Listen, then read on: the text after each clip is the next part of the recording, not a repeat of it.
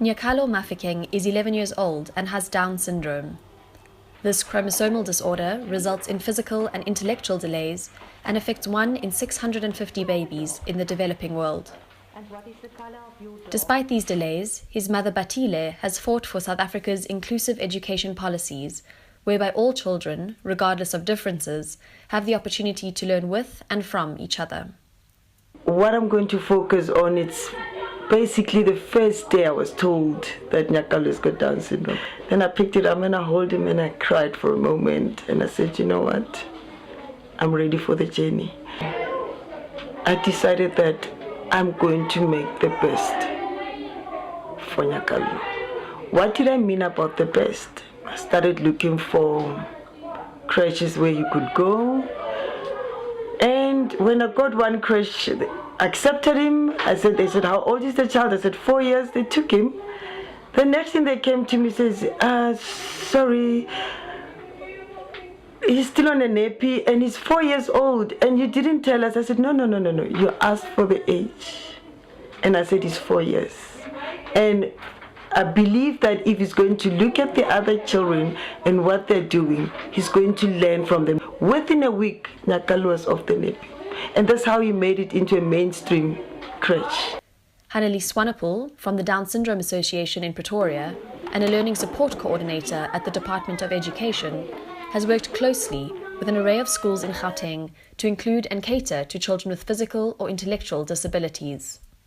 I'm also a parent of a child with Down syndrome, or actually a young adult with Down syndrome. He's 27 years old, and in 1994 when we started looking for schools, to me it was very important that he must be included in the community.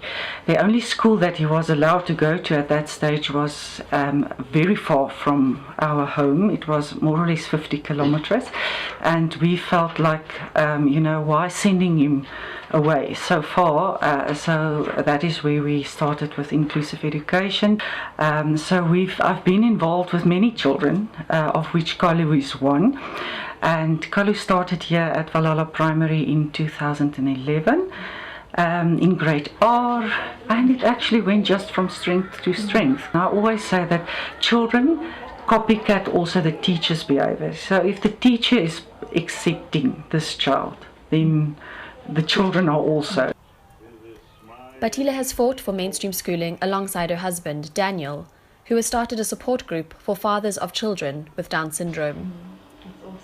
Yeah, the father support group it's very important in a sense that when the mother feels that she's overwhelmed, that's where you have to pitch in. As men, we sometimes have to show boldness and try to make sure that you encourage and motivate those that are part of you. Despite the benefits of mainstream schooling in a well-resourced school, Batile is aware that this is not affordable to all parents, and so she became actively involved in supporting mothers in less privileged situations.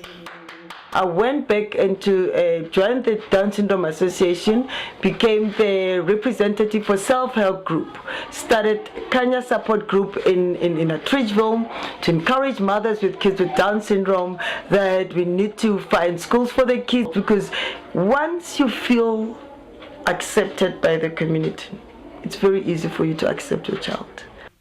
One of the mothers who have benefited from Batile's support group is Elsie Mokoena. Elsie's 6-year-old daughter Bokansho also has Down syndrome. As mainstream schooling is inaffordable for Elsie, she has set up her own creche with the encouragement of the Down syndrome parent support group. Ntho e ke dithutileng ka yona ka Down syndrome ke bone mo boikgantsho go hore wa khona. She's my joy. For Batile, Elsie and Daniel, support for children with Down syndrome begins at home, but continues into the schools and into the wider community.